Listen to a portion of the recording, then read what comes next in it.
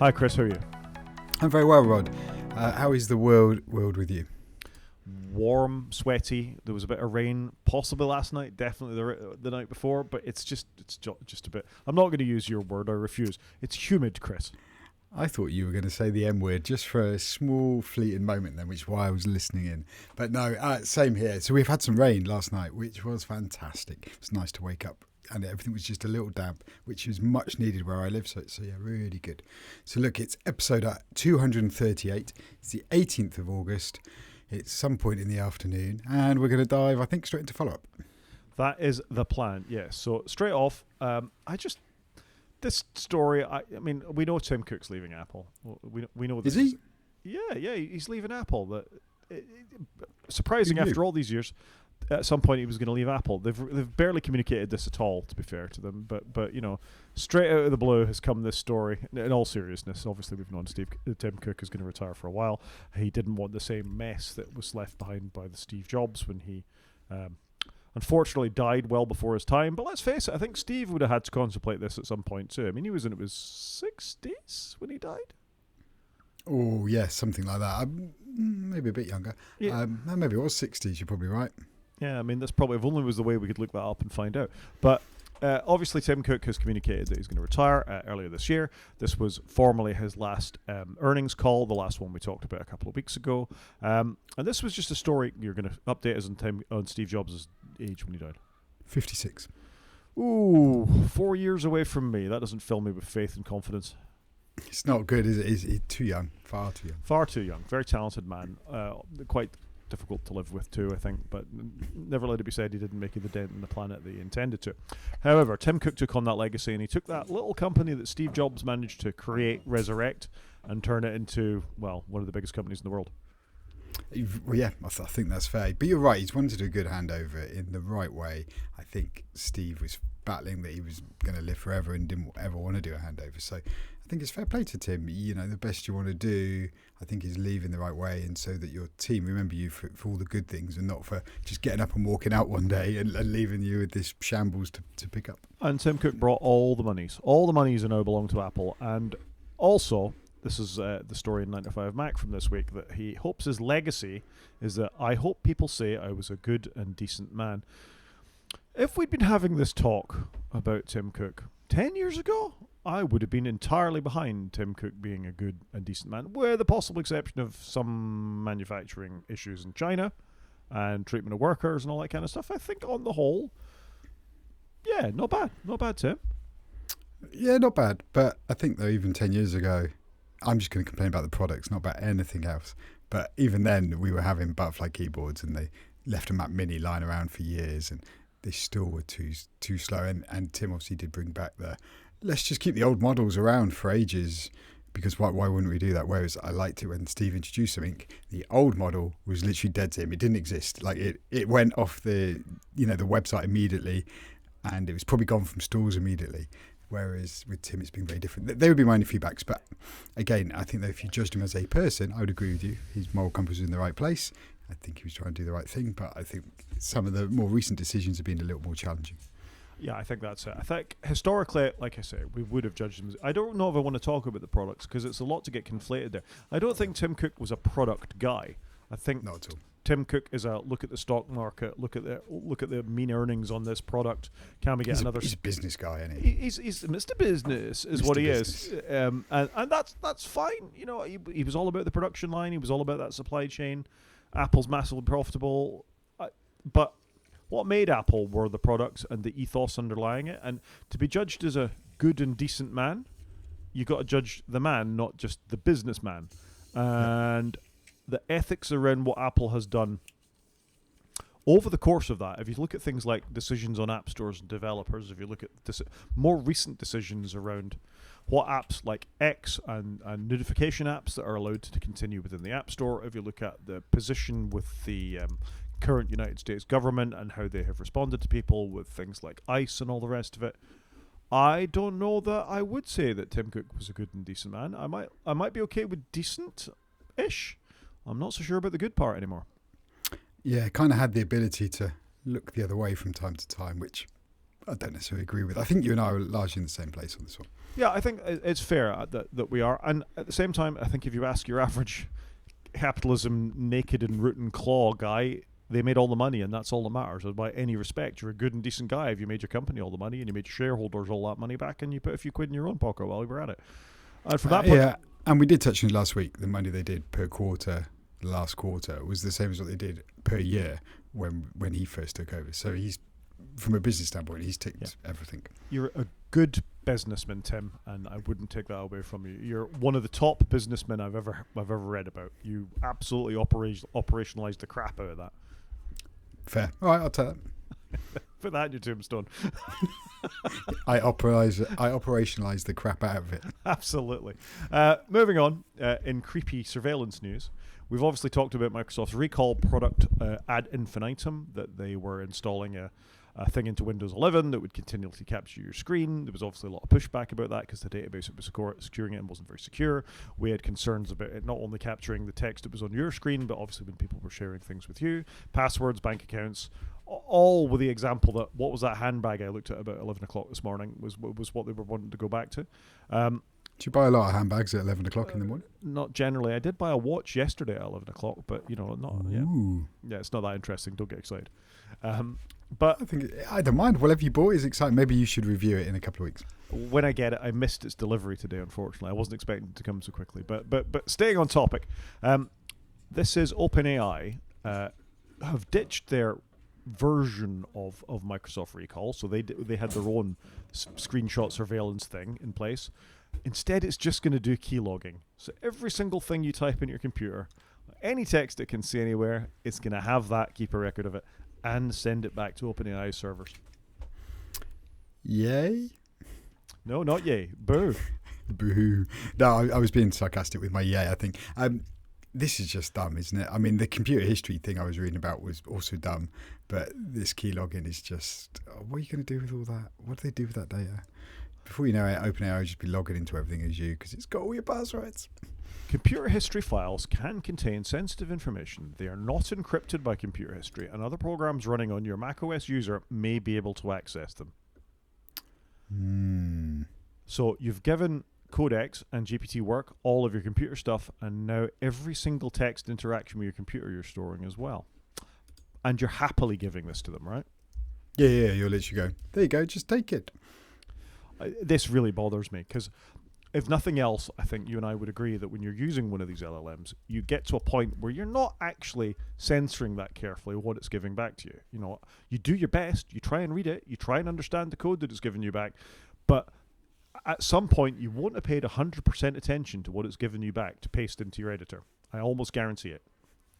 Yep, I'm nodding for the people at home that can't see me, but I do agree with you. I think you start building up comfort. You get comfortable with it. You get, oh, it's done me a nice graphic. Oh, it's gave me some good responses. Oh, it's written some code for me. And we're going to talk about that in next week's show. You get very comfortable with it. And obviously you can get too comfortable and then all of a sudden it's popping up an alert. Can I have access to your network, please? Why do you need access to my network? Can I have access to this other folder and this folder and that folder? And that is something that Apple, I think to be fair, has done. And I know it's annoyed people, but where they have all the pop-ups that come up to allow apps to have access to things. But actually with Claude, I think that's been really good, and probably OpenAI, because it just gives you a moment just to pause for thought before it goes off to do something that you're not just comfortable with. I think I agree with you. It's largely a good thing. And in one of the point releases for 26 recently, there was that if you're pasting stuff into the terminal, it would warn you about exactly, do you know what exactly you're pasting into the terminal here? Which was a good thing. However, I would point to the example of Windows, I think it was Vista, when they started with all the user account control stuff and continuously popping up things.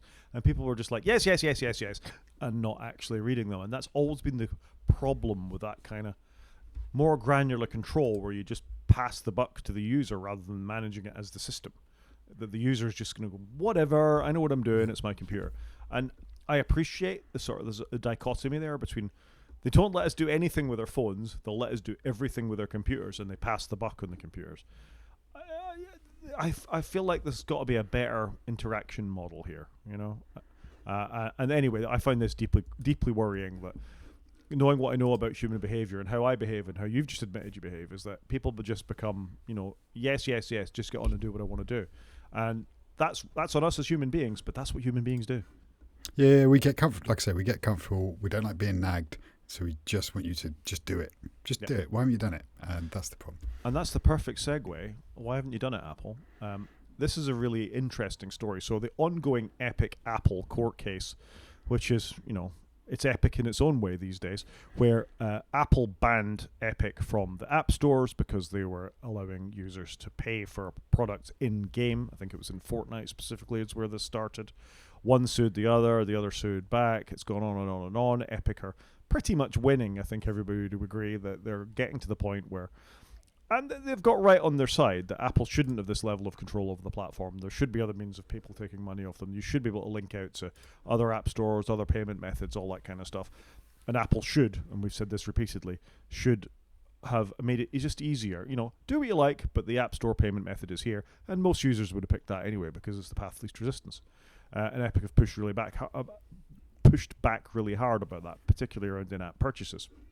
Anyway, all these judgments from, I think it's Judge Gonzalez, have gone against Apple. Yeah, Judge Yvonne Gonzalez Rogers have gone against Apple. That you can't have a stay. You've got to go and do this. You've got to allow alternative payment methods, etc., etc. Suddenly, Apple have gone, oh, but we'd like to settle now, maybe, and that hasn't gone down well. Yeah, it's not gone down well, is it? It's just, I mean, we've talked about this time and time again, haven't we? Where Apple should have been the bigger person in the room. They should be doing this 10 years ago, as marketing guy Phil emailed in the court case, and we saw it. He said, look, we're hitting $1 billion. What's his name? Phil Schiller, thank you very much. He emailed saying, we're making $1 billion. We should start, dialing the dial down a bit. Let's not get greedy. Fast forward however long. And they got a little bit greedy. So it's a shame they didn't do that. But I think Apple's now like, oh no, we're on a slippery slope, and they've left it all too late, haven't they? It's again under Tim Cook's watchful eye, this behaviour's been allowed to happen, and it would have been great if they'd have come out, I don't know, say 5 years, halfway between now and the 10-year period when they first said, why don't we dial it down, and made an announcement of, oh, we're going to dial it down now. We're making so much money. We always said we wouldn't run this for profit. We're going to do the right thing, but they didn't do it. Yeah, I don't see Epic going for this. I mean, they seem to be on a bit of a streak. Why would they want to settle when it's costing this much money at this point? And I know they settled with Google when we were talking about this before, that they came up with some arrangement, and I think Epic was about to reappear back inside of the Play stores. I haven't really been keeping up with the Google side of it so much, but what we're not seeing here is that the Epic is back. We're not seeing Fortnite back on iOS or on the Mac or any of that kind of stuff outside of the alternative app stores in the EU. I mean, Epic aren't. They're in this to make money as well. I think they've made some questionable decisions. I'm not saying this is all on Apple, but I think we're all slightly invested in this because we want to see the right decision being made by Apple, and that decision is what we said before, that they just need equity and not need to screw every last cent out of every single thing that on a platform that the developers bring the value to. I completely agree with you. Developers should be treated better than they have been. Let's put it that way. So no, I agreed with you here, and thus it rumbles on. I can't imagine Epic's going to want to settle because they look amazing on this, don't they? This is doing their reputation some good. And similarly, that Apple has now dropped their commission demand to 15% of App Store purchases as opposed to 27%. Not dropped yet. They've proposed it. They proposed this. This is what they're after. Is they want to propose a 15% charge instead of a 27% for external purchases. 27% is what they charge now. That's what they want to charge for external purchases. And we've seen in other regions that it tends to work out by the time of processing fees and everything anyway. About 27% you end up paying anyway. And you need to give Apple all this tracking information about what people have bought and where. Yeah, it's not great, is it? It's just nickel and diming. It's almost like if we can make this as difficult as possible. Malicious compliance was the phrase we were using a lot in the early days of this story. And I still see it. Yeah, I'd agree with you there. I think Apple, for whatever reason, they haven't got better. Do you know what I mean? They've just blazingly carried on, and it's just not a good look. Like, stop it. You just want to say, just stop it, and let's just be grown-ups around this. Yeah, so after Judge Gonzalez was saying you've got to allow alternative purchasing methods, this has gone back and forth, and there was like a 24-hour, they were given 24 hours to fix something, and that's where the settlement came thing before. And now the proposal is 15% for standard apps, which are subject to a 30% in-app purchase, 10% for video partner program, and 5% for small business program. So, I mean, they're just charging effectively minuscule differences in what they were charging before. Yeah, They're just trying to dress it up. Yeah. Anyway, we'll keep an eye on that story. I'm interested to see what happens next, whether Epic actually come to the negotiating table again, or they'll just leave it in the hands of the courts. Yeah, they've got nothing to lose at this point, have they? No. I presume both sets of lawyers are doing quite well out of it, though. Yeah, they've got to be printing some money there, haven't they? Should we do some news? Let's do the news. So this is a slightly bizarre story to me, actually. This is featured in Ars Technica on the 13th of August. That sort of an official directive from the White House that private security firms will be allowed to hack overseas cyber criminals. So this used to be the purview of the United States government, presumably the CIA, NCA, some three-letter agency or whatever. When American businesses were being targeted, it was state-managed bodies that were responsible with sort of reactions, responses, all that kind of stuff. The Trump administration is going to allow private security firms to do this. So they're going to endorse the use of private companies like CrowdStrike and things of that nature to actually go on the offensive when it comes to cyber criminals.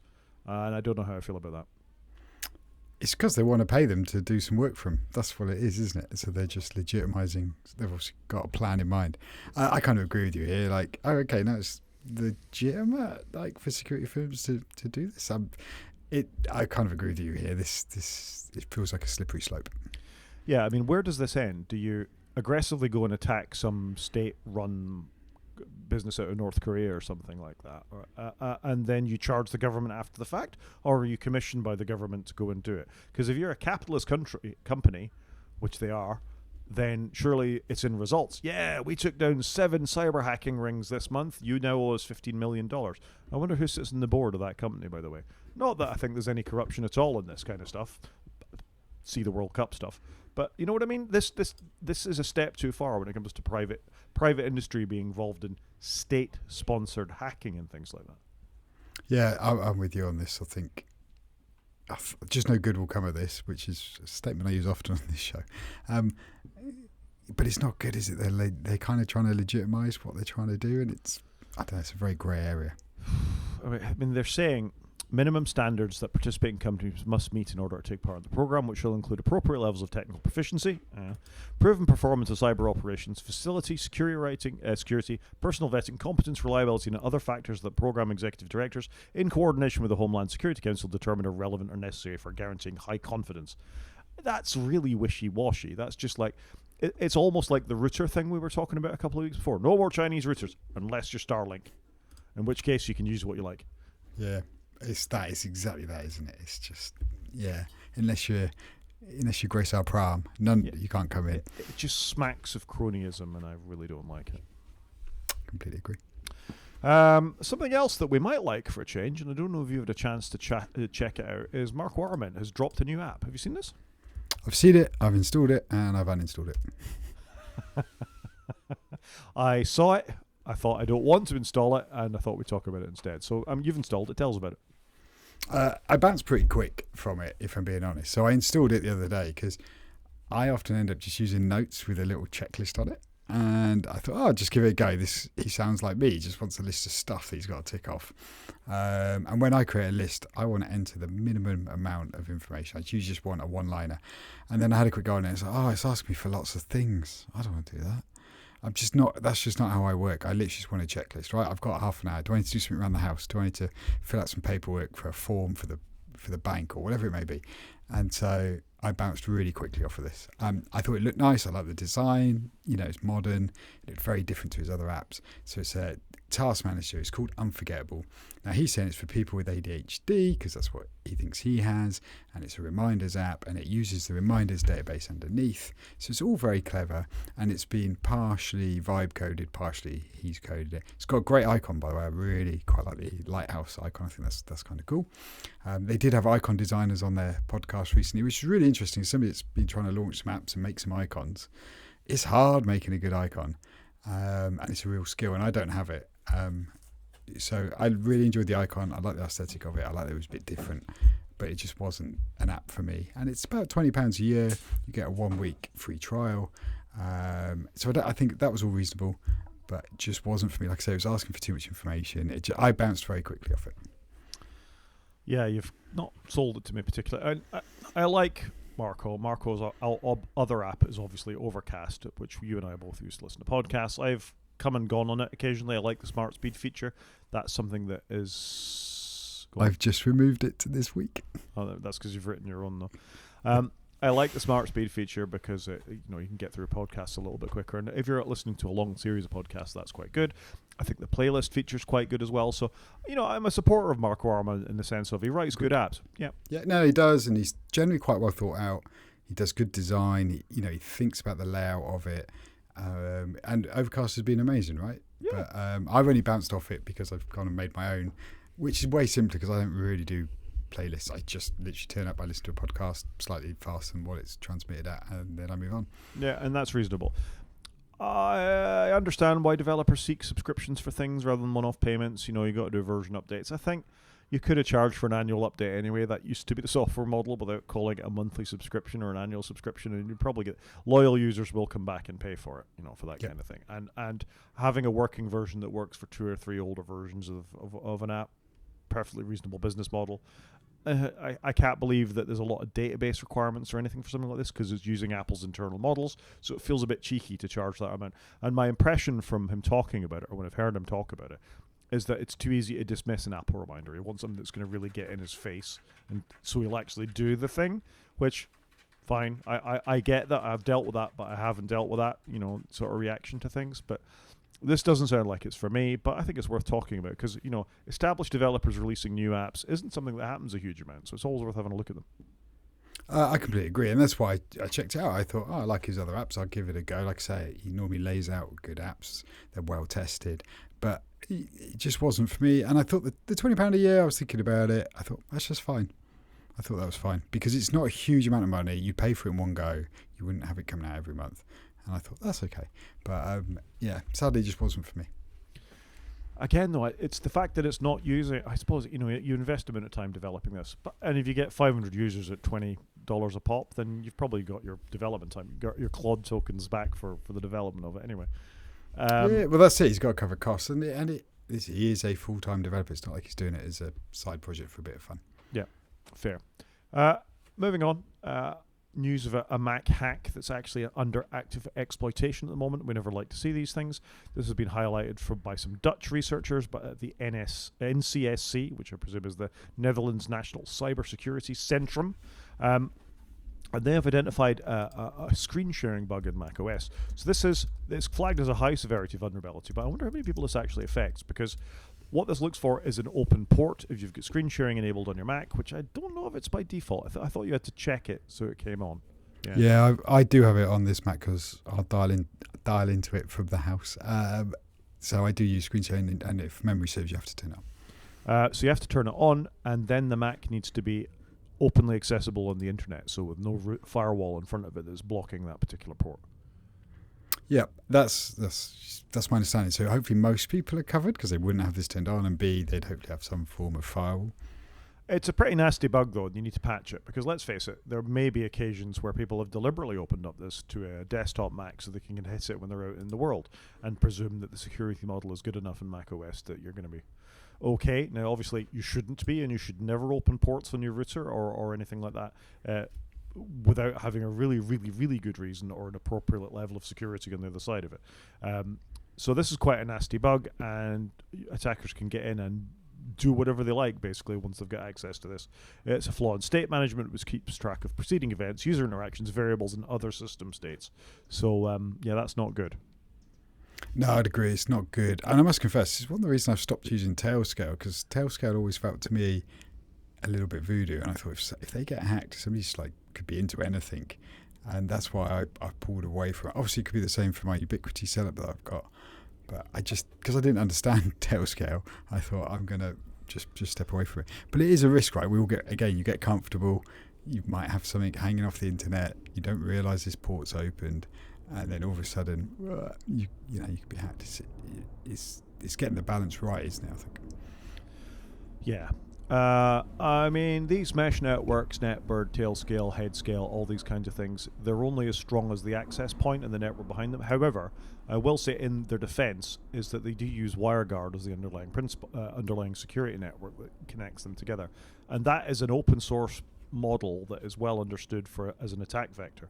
Your vulnerability is in the command and control, so you're trusting in head scale or in tail scale's case that they remain good actors and not malicious actors. And I think there's probably enough corporate impetus behind them that they're not going to become malicious actors. So I don't use Tailscale anymore, and there is the open source alternative Headscale where you have your own command and control server. It's a good name.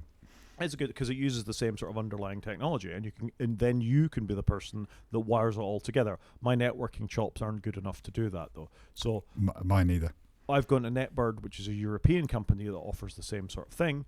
And I do trust it enough that it's wiring my computers to get enough together. I have sufficiently complex password, two-factor authentication. Of course, I'm not immediately invulnerable. I think the convenience it gives to me to be able to treat my widely distributed computers as one network by name is worth the hassle to me. And I've even done things like wired up my old Synology NAS to it, because there's a client for that you can run via the terminal, which means I can access it when I'm way outside of the home network without opening up Synology's very leaky, terrible internet-facing stuff. So I think the risk outweighs the reward outweighs the risk in that case for me. No, understood. Makes sense. So that's it. Turn off screen sharing if your Mac is likely to be accessed by the internet. Is the be all and end all of that. And install updates. And then, last but not least, apparently Apple have done the unimaginable and leaked their own product in the current version of macOS Tahoe. So the RC candidate for macOS Tahoe 26.7 includes a video of some guy using his Apple AirPods with cameras built in. Well, we believe they've got cameras built in because you can't actually see anything in the video, can you? But there's a guy holding a book up, and you can see he's got an AirPod in, and the video basically says you can use Apple Intelligence to remind you to do something later. I can't remember the words verbatim, but it does feel like they've leaked their own thing. And I guess they're getting this ready to ship because I guess these AirPods will ship in September, or will be announced in September. I'm not sure I'm up for this myself, but it's been rumoured for a while, hasn't it? These cameras, Apple have got vision intelligence technology. It's going to be really interesting to see how they play this, how you can tell if you're talking to somebody whether they've got their cameras turned on. So really curious to see when they announce it. But I don't think we're that surprised because feels like it's been in the hopper for a while. I wonder if they're going to do a camera version and a camera-free version though, because sure they're going to be draining batteries. Some people won't want them. All of that. It feels like you're going to have more AirPods than ever.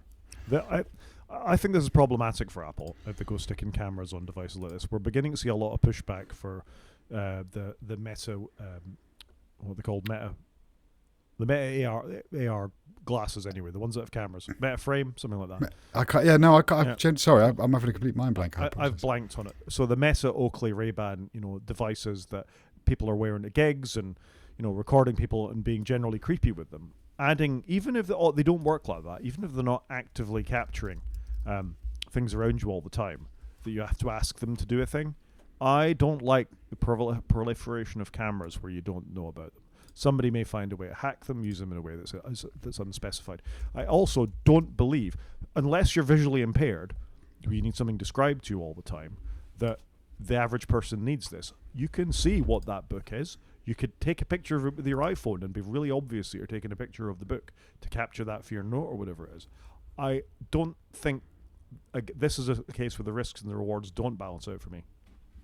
Yeah, I think I'm with you here. I've been trying to detect my life a little bit, so I am definitely in that place. So that's that. And I think that might be it for news. Yeah, that's it. That's it for news. It is a quiet year, isn't it? We're gonna have some of our shortest podcasts of all time. Should we do some media? Let's do the media. Changing lanes. So I popped this in. Of course, this was me. I was like, changing lanes, what's Rod on about? And of course, this was me. I put this in there. So I like this film. I went back and rewatched it recently. It's Samuel Jackson and what's his name? Ben Affleck. And it's just an interesting film. I think it's shot quite well. And it's not got great reviews. But basically, Ben Affleck ends up driving into Samuel Jackson's car, hence why it's called Changing Lanes. They have a rub together. Ben Affleck tries to just pay him off so he can get to court on time. Samuel Jackson needs to get to court on time. And basically Ben Affleck leaves a document behind, and therefore the film kicks off and they're both trying to get each other. And I just think it's a good film. Like I said, I like the direction on it. I thought did pretty good performances. And I went back and watched it last night and watched it all the way through. And yeah, I had a happy 2 hours. Huh. Never seen it. Never seen it. Well, that's Yeah. disappointing. Like I said, I think it's pretty good. What else did I watch? I also watched... What did I watch? I mean, let me just come in on that. So you enjoyed it. Is it something I actively seek out, or something that's just, if it's on in the background, this is worth a watch? I'm not going to tell you actively to seek it out, because you'll watch it and go, Chris, that was a waste of my life. Wow. Okay, that says a lot. Because I think you and I quite like different films, so I'm not sure you'd go for it. But I quite enjoyed it. I don't know that that's true. I mean, I think we both appreciate different things in films, it's fair to say, and we both have different capacity for what it is we're going to sit and watch. I think one of my choices might be a little controversial for you this week, for example. But so, what is this? Is this a legal thriller? Is it a drama? What is it? There's a little bit of legal in it, because Ben Affleck is a lawyer and Samuel Jackson's trying to get custody of his children. So it is set around that, but it's more of a moral story, I would suggest. But I just generally quite enjoyed it. Like I said, I think it's well shot. It's an early 2000s film. They're both playing characters quite different, I think, to what they normally play. Just thought it was well done. I just didn't like the direction of it. Some great shots of the city, and that very enjoyable. Who's the director? No idea. Roger Mitchell. What else has he done? No idea. Yeah, you've done well with this. So he's South African. His lowest rated film was Hyde Park on Hudson with 39%, and his highest rate was 98%, Nothing Like a Dame, and I don't recognise anything else he did. Oh, he did. He did Notting Hill. Well, yeah, so he did Notting Hill. So there you go. Okay, all right, yeah, fair enough. No, I mean, this is the kind of thing I don't think I'd actively seek it out. But maybe if you saw it, or if it was on Netflix or something, you might give it a cursory start. I wouldn't turn it off if it was on. I think we'd say that. Is that fair? Yeah, that's fair. That sort of fits in my review. Okay, I watched a couple of films this week. I went back and I watched the classic Arnie Running Man. Yes, Rob. Because I'm a child of the 70s and it happened in the 80s, and Arnie films were just a thing that you did. 100%. In the 80s, and I love an Arnie film. This is interesting. I'm surprised. I'm looking at this now that the audience and critics were so low on this, because I think this is viewed as kind of a schlocky classic. Yeah, I think it's probably one of those films. Maybe it wasn't well received in the year, but people look back on it with reverence, and it's got a bit more of a following, I would suggest. Yeah, I mean, lots of splats here. The audiences are meh, but I think this holds up. You get what you pay for. Actually, the performances are pretty good. Arnie's putting it in there. The actor, or he wasn't an actor, he was a game show host that they choose to play Killian, Richard Dawson. Is absolutely terrific in it. Actually, he directed lots of Family Feud, as they called it in the United States, but we'd call it Family Fortune. Our survey said that show. Apparently, he's an English American performer, for want of a better word. But this is great. I will say, if you just watch Predator and then you watch this, they've ramped up the one-liners in this film compared to what came before. But what I will definitely say is this is a much better film than the Edgar Wright one that came after it. It's a tighter storyline. It's well done, and it does what it says on the tin. He runs. He's a man, and he's running. Yeah. I haven't watched this for a while, but now you've said about it, I actually want to go back and rewatch, because the Edgar Wright film, it was okay. But it was disappointing at best, sadly. And I love him as a director, but it didn't have his style to it. It was really disappointing. It was extremely disappointing, and the product placement was egregious. The Alpine advert at the end really, really got to me. Although watching this again, there's like a little Adidas crown on the Running Man advert, suits and all that kind of stuff. But this is good. Maria Conchita Alonso is very good in it. It's just quite a well-constructed film, and it zips along. It does what you want from an 80s action film. So I think they've been a bit harsh with this, and I thoroughly enjoyed watching it again.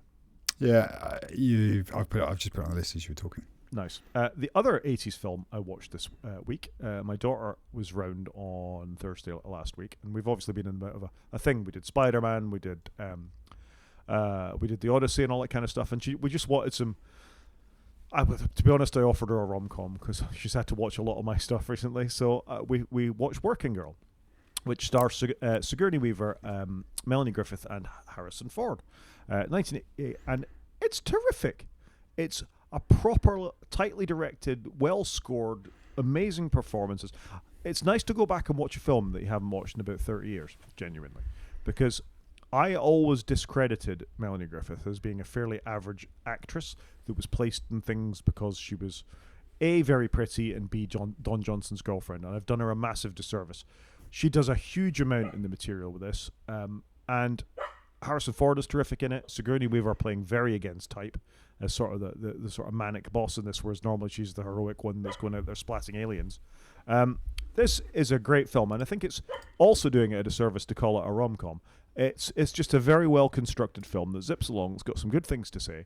I think it's quite empowering to everybody involved in it, and I just thoroughly enjoyed it. And Anna, child of the 2000s, thoroughly enjoyed it. That's interesting. I've just made a note. I've not seen, I'm not even sure I've heard of this film, so I will maybe check it out. What is fascinating are the people who pop up in very minor roles all the way through it. So Alec Baldwin plays the boyfriend at one point, a very young Alec Baldwin, before he's in The Hunt for Red October or anything like that. Must be one of his first roles. But particularly interesting, and he actually got a headline, well, he certainly got a credit, and if I scroll down, I'm sure I'll find him. Oliver Platt is also in it. You're going to talk about The Bear at some point. Oliver Platt is Unk in The Bear. Yep. Kevin Spacey in what must have been one of his first performances as well. Well, that's quite interesting. Just on that theme, though, back to Changing Lanes, just very briefly, there's a small part in there for a very young Stuart out of The Big Bang Theories, in it, the guy who owns the comic book shop. And I had a double look because he had hair, like lots of curly hair, and I was like, that's Stuart out of The Big Bang Theory. And I did just go and quickly check it, but it's quite interesting when you see people pop up and you didn't realise they were in that film.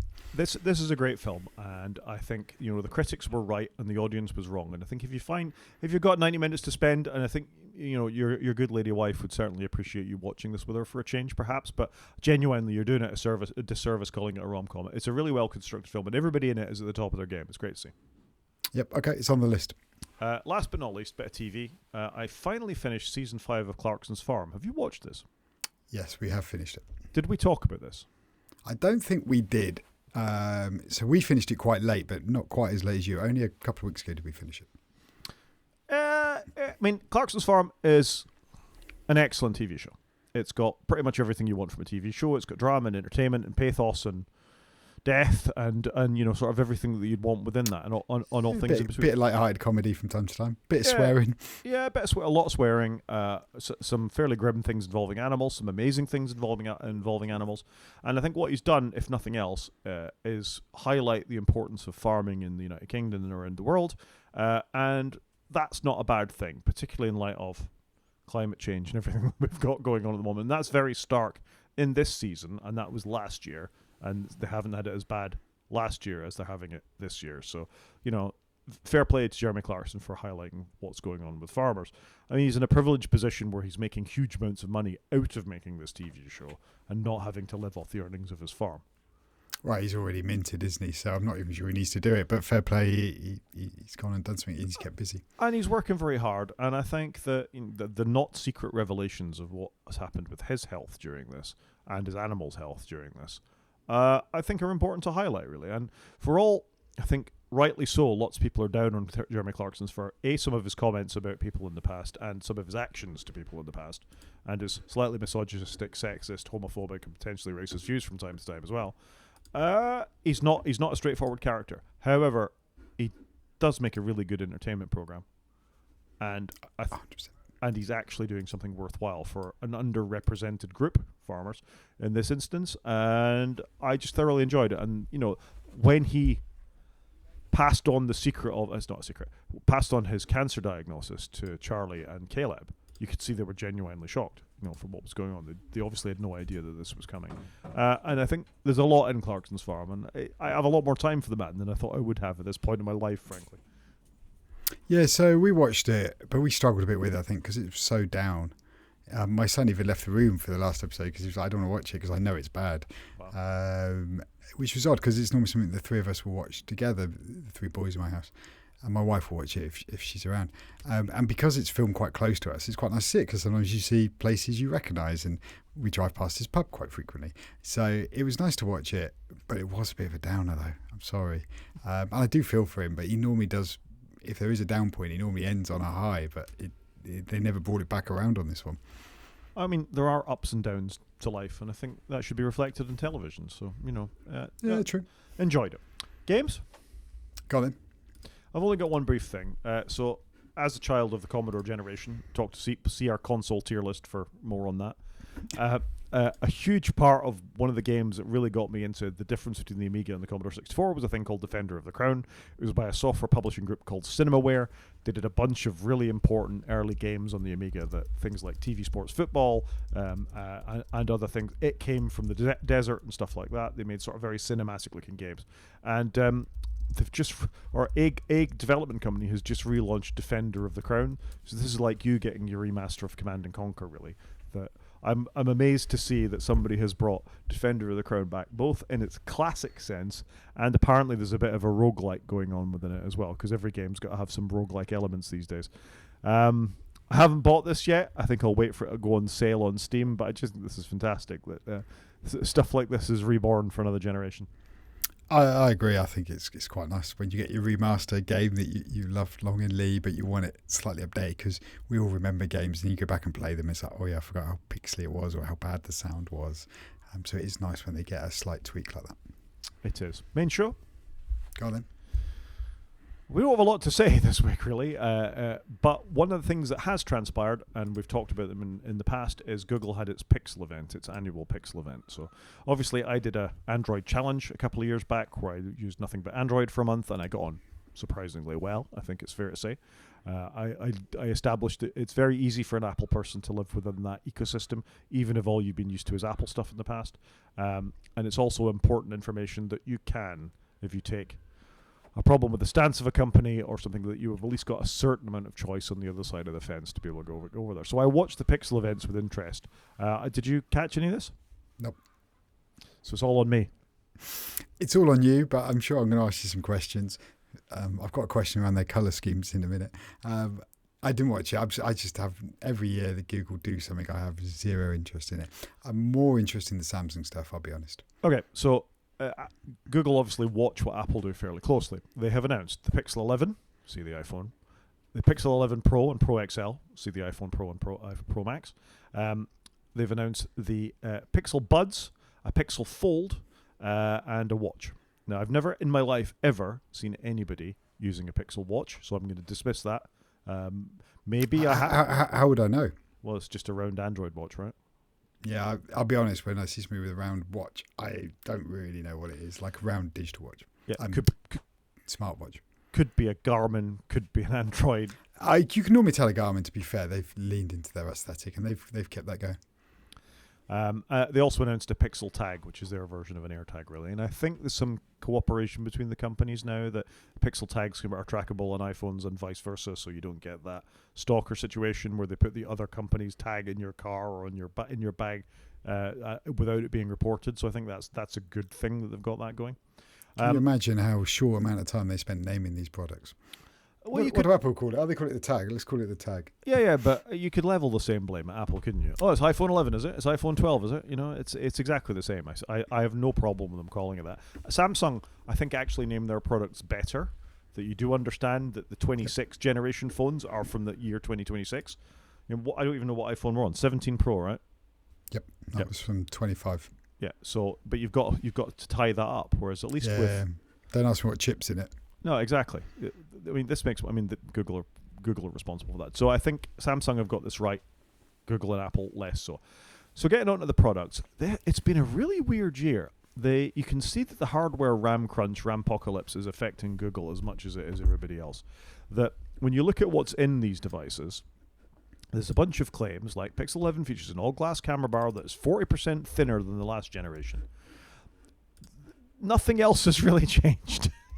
In fact, some things have got worse. These used to come with 16 gigs of RAM. They're down to 12 gigs of RAM. They've done the same trick Apple have done, where they're claiming, it's $100 more expensive or £100 more expensive for the phone, but you get more storage, but that is the base storage. So it's exactly the same trick that Apple pulled with the iPhone 17. Yeah, I'm not surprised. Going down in RAM, though, that's quite a tough pill to swallow in a world where we know all the AI models want more RAM if you can give it to them. Yeah. So it's gone up by 100. I think it's $899 now for the standard Pixel. The processor is effectively the same as last year. You've lost a little bit of RAM. The camera's a little bit brighter. The sensor's not got an awful lot of difference in it. It was a small sensor anyway. And it's got some nice pastel colours. Frost, obsidian, hibiscus, and pistachio for the bog standard Pixel 11. Who named those? Well, I think that's okay. Frost will be white, obsidian will be black, hibiscus will probably be a bluish colour, and pistachio will be a green colour. I know what those things are. Which one's the pink one? There's a pink one in the picture, and Frost is probably the purplish one. Well, all right, fair enough. I mean, that's why I don't like the names. It's Yeah. nice for something different, but I don't like the names because I don't know. Blue, I don't green, know and what pink. colours Yeah, that's fair. I mean, I to be honest, I don't mind the colours though. That's quite a nice sort of lavendery blue. are. Yeah, I'm not sure I'd rush for either of them, but yeah. The Pixel is the default Google phone, I think. Samsung probably make better hardware, certainly more robust hardware, Yep. as long as the batteries aren't too explodey this time around. But I think it's not an offensive looking phone, and they beat the path when it comes to an all across the phone sensor bar that Apple have absolutely followed with their massive Mesa. It looks fine. Like, that's it, isn't it? It's fine. I mean, a phone's a phone these days. All you really want is if you put a case on your phone that it sort of balances, and if not, it lies flat on the table and doesn't rock around, which is what they do now. Yeah, I think it's fair. So that's the Pixel 11. The Pixel 11 Pro and XL also go up $100. Basically, Google have done a Google and say the hardware hasn't changed. The biggest hardware features in these are they support slightly faster plug-in charging and slightly faster wireless charging. And they're the only Android phone that supports magnets as well. So you can actually stick this to a MagSafe connector and it will stick on your car dashboard. Samsung don't offer that, certainly in their default phones. Other than that, they've added, and you won't believe this, Chris, they've added a light on the back called the Pixel sensor, or the Gemini sensor, I think it is, that lights up in different colours depending on the message that comes in on the back of it. Yeah, I don't want that. It's bad though, isn't it, that that's our innovation in 2026? Like, we put a light on it and it can change colour when Rod calls you as opposed to your wife. Well, and you can see if it's thinking when you're asking Gemini to do something for you. That's useful, right? What, round the back? Well, because you put it face down because you don't want the notifications distracting you, so you have it upside down so the sensor in the front tells you that it's thinking, right? You might sense some sarcasm. I don't know. Yeah. This just feels a bit of a shame. I mean, the hardware looks nice. Don't get me wrong. The fit and finish on it looks good. This just isn't for me. I'm sorry. I mean, this is all slightly, it's got a 50 megapixel wide sensor and a 48. I think these are very, very light, breathed-on updates to what they had the year before. So maybe they've struggled, like you've already said. Yeah, 12 gigs of RAM again, 256 model, 100 more expensive, slightly faster charging all around. It's a very, very incremental upgrade where they've leaned on software for Gemini to do more things for you. They've also released a Pixel 11 Pro Fold because they have a folding phone. We'll find out very shortly if Apple have a folding phone too. It's a little bit brighter. It goes up to 3,600 nits. I think it was 3,400 nits or something last year. So these are, again, even on this, are very incremental updates. And if you remember the Jerry Rig Everything video from last year, the problem we have with the Pixel Fold is that the hinge is very delicate. They say they've bumped that up as well, but again, if you remember the Jerry Rig Everything video, it actually blew up when he started putting dust and things in the hinge last year. So I hope they fixed that. Yeah, hopefully. But yeah, it's not either way. Not for me. I still don't know if I want a fold phone. I need to see it. I don't know. I think the critical thing here is this has gone up $100 as well, and now the base price is $1,899. If Google are charging that for the Pixel, Apple aren't going to be a million miles away with it. Apple are going to be like, hold my beer. Yeah, you got to think, haven't you? There's a new G6 Tensor processor in there, so that's the 6th generation of that. The Tensor's not a great chip. I think Apple are absolutely killing it when it comes to silicon. Samsung make use of the Qualcomm Qualcomm Snapdragons. Have I got that right? I think I've got that right. And they're very good processors as well. I think the Tensor is adequate. It's meant to focus on large language models and things like that. Photography, I don't think it's particularly impressive in any way. We've got Pixel Buds 2, so you get Gemini audio control and a few bits and pieces with that, and improved noise cancellation. Again, all of these things. Pixel Watch 5, I'm not even going to talk about because I've never seen one in the wild, ever. And like you said, so it's good they're incremental because some years we've just wished Apple would release some incremental stuff and they didn't. Yeah. So I guess at least Google are trying to keep their line going. But I'll be honest, this could have not happened and my life would be completely fine. I think it's worth mentioning because I think it serves as an entree to what we're going to see from Apple. I don't think we're going to see very major upgrades anywhere, and we're going to see a new folding phone. I think Apple are going to struggle because I think maybe they were planning some reasonable upgrades and they're going to struggle to land them because of either cost or available components. Yep. So there we go. Nothing else to be said about that. App of the week? Yeah, go on then. My app of the week, I've been using a bit of Linux as usual, as I try and use less macOS in my life. What I'm missing is a means of replying to people who message me. There's a little open source app that's on GitHub. You can download it, install it now, called Blueferry, that sits and runs in your Linux system tray and will deliver all your notifications from any of the things on your iPhone to your Linux system tray, and you can reply to iMessages on your phone. It's not perfect. You can't do any emoji, you can't do tapbacks, you can't even send any media, but I can at least reply to people's texts on my computer without picking up my phone, and that's pretty useful. Yeah, that is quite cool. It's a good bit of engineering because how many hours have they invested in this for what is quite a small market? So fair play to whoever's done that. No, I think it's great. I think not everybody has a Pixel or an Android phone. They may still have an iPhone. They're looking about moving to Linux. It could be a point of pain to see your phones ringing, as you can see on iOS now, on iOS or macOS now, or maybe you're in a process of transitioning. I think it's a valuable thing to have. Yeah, no, I'd agree with that. I must confess that I turn off Ring on all my devices because I hate that. I just take the phone call on my phone. It actually gives you all notifications though. So if you've got Teams or Slack or whatever, you'll get that push notification to say that it's happening there. And if you don't wear an Apple Watch and your phone's face down and on silent, it can be useful to have a prompt. Yeah, no, that's fair. It's good. Thing of the week. So I've gone, I know it's media, but I've gone with it because we've already talked about media years ago. So my thing of the week is The Bear, and I've watched season 1 and season 2, and stands up really well. Generally enjoyed it. I'd forgotten how good it was, and I'd forgotten what themes were in which show. Like season 2 is where they put a lot of it back together and stuff, and season 1 obviously is establishing it, but it was really good, just really enjoyable, so well shot, acted, fast paced, just really enjoyable. And I'm working my way up to season 5, which I haven't seen yet, but I was going to go and watch season 5 and I was like, I can't really remember it all, so I wanted to start afresh. And just such a good show, so well done, so different. I've been trying to recommend it to people to go back and try it out. But yeah, if anybody's going to watch season 5 and they can't remember everything, do go back and watch it. It's good use of your time. It's an absolutely terrific show. The quality of the guest stars they get in is just off the charts as well. Jamie Lee Curtis as the mother is incredible. You've got John Cena pops up at one point. You've got Olivia Colman comes in as a more senior chef at one point. But the core cast are off the charts. Absolutely all of them are putting in the work. Jeremy Allen White, Eben Moss Bacharach, Ayo Edebri, Lionel Boyce, who pitches up in Project Hail Mary. He's sort of the CIA bodyguard in Project Hail Mary. Which I've still not seen that yet. I can't believe you haven't seen that. It's an absolutely terrific film. Lisa, I'm afraid I'm going to butcher this. Lisa Kolyon Zayas She's very good. pitches up in Spider-Man Brand New Day as well as like the detective. All of them in The Bear are firing on all cylinders, and I think it's a terrific, incredibly well constructed show that's occasionally a tough watch, but it's just incredibly rewarding, and I've got a lot of time for The Bear. I think it's terrific. Yeah, no, I'd agree. So, but 1 and 2 still just stand on their own, even if I don't get around to 3, which I'm very confident I will. It's been a good couple of seasons, really enjoyable, and they're not too long. I think the first one's 8, then the second one's 10, so reasonable duration. Interesting, we've barely talked about Ted Lasso, Chris. I've watched the first 2. Let's save it for another show, but it's obviously not hit the same cultural heights as I don't think it is. The first one was a bit disappointing. The second one was okay. Third one drops this week, I think. So I think it's one maybe we need to review at the end, but at the moment I'm not hell bent on it. But maybe I'm not being fair. I don't know. But fair. It's not pushed all my buttons.